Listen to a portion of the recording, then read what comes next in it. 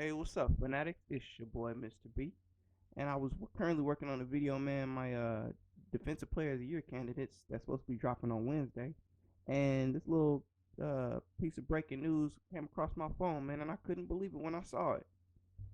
The Seattle Seahawks get All-Pro Jet safety Jamal Adams for a 2021 first round pick, a 2021 third round pick, and a 2022 first round pick, and they traded away safety Brad McDougald to New York for Jamal Adams and a 2022 fourth round pick. Now, when I saw this trade, I was curious what they gave up, and then when I saw what they gave up, and I was like, man, a lot of people think that the Seattle Seahawks gave up a ton as far as giving up two first round draft picks. Now, when I saw this trade, I went ahead and posted a poll asking who you guys think won the trade, and surprisingly, a lot of people picked the Jets to be the ones to win this trade. Now, looking back at their last few first-round draft picks, you have Jermaine Ifedi, who they took in the 2016 NFL draft, who recently signed with the Chicago Bears during this past offseason. Then you have Rashad Penny and LJ Collier. So if you look at those first-round picks, they haven't quite panned out the way the Seahawks want them to.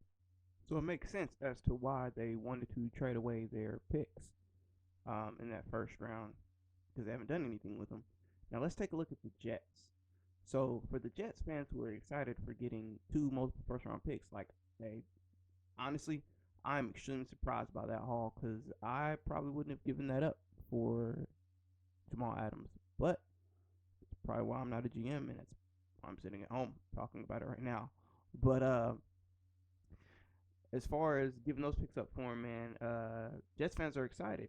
But it's always great to have a ton of draft picks, but you have to do something with those draft picks.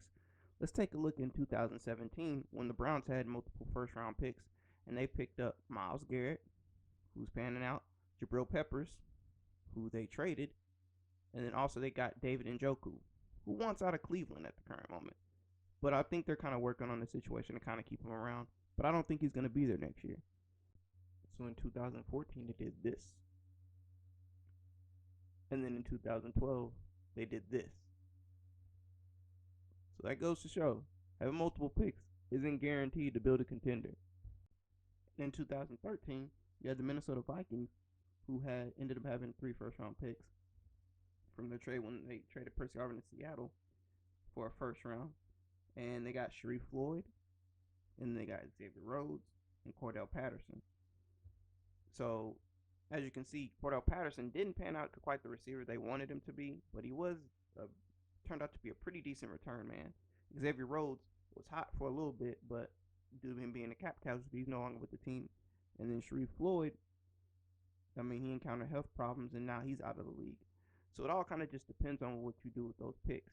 But let's take a look at the most recent first-round picks of the Jets outside of the 2018 draft, because it's kind of too early to judge that pick. Now we're getting into the New York Jets first-round picks from 2012 to 2017. So yeah, Quentin Coples, who was waived after 4 years, D. Milner, who was released after 4 years, Sheldon Richardson, who was traded after 4 years, Calvin Pryor, who was traded after 3 years, Leonard Williams, who was traded in midseason, so he stayed there about 4.5 years.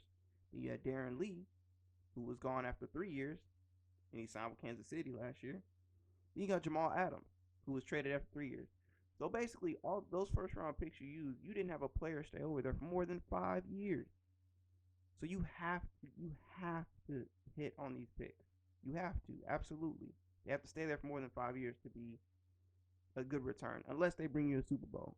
And I don't see that happening in the near future for the New York Jets. Sorry, Jets fans. So here I pulled up Jamal Adams' statistics and Bradley McDougald statistics and put them together. As you can see, there's not a huge difference in between the two, but it's also the scheme fit and the players around that could impact statistics.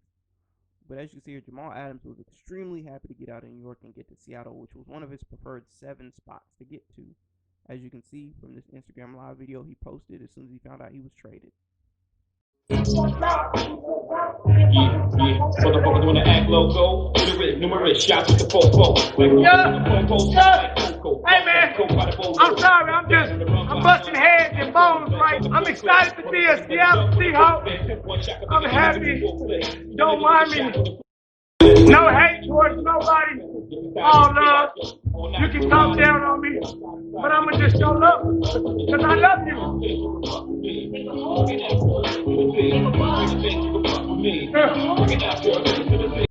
So congratulations, Seahawks. You guys got one of the best safeties in the league, the most versatile safeties in the league, who can play multiple positions.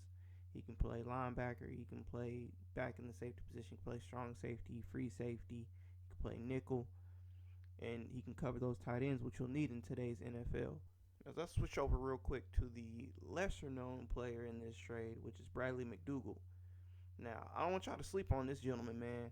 He's a fighter. He's a dog, man. He gets out there. He hits. He can cover. And as I saw earlier in statistics that I showed you, he's not that far off from Jamal Adams. So I'm curious to see how the Jets are planning on using him in their system. Now check out some of his highlights. Chris really got us. Chris really got us. Chris really got us. Chris really got us.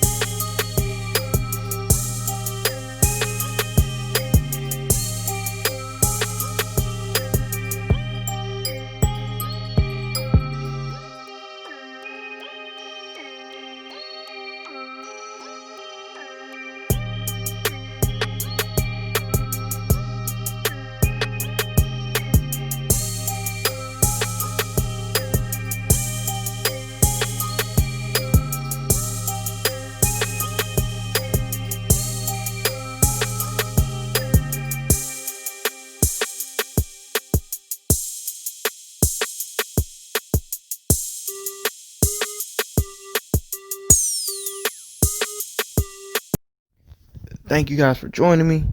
Man, before y'all go ahead and dip out, man, go ahead and make sure y'all hit that like button. And if you haven't already, subscribe to the channel, hit that notification bell so you guys can get notified when my videos drop on the YouTube. Make sure you guys, man, participate in Fan Friday, man. We got Fan Friday coming up. Videos are due to me by Wednesday. Go ahead and here is what you need to do right here. Check that out. You got it? All right, cool. So this week I'm doing the Chiefs and the Cowboys, man. So go ahead and send that video in, send that voice note in so I can get you featured on my channel, featured in my video. You can promote your own stuff, man. Come on, man, let's go. We got to build together, man. There's enough for all of us to eat. So until next time, you guys, stay strong, stay safe, and keep hustling.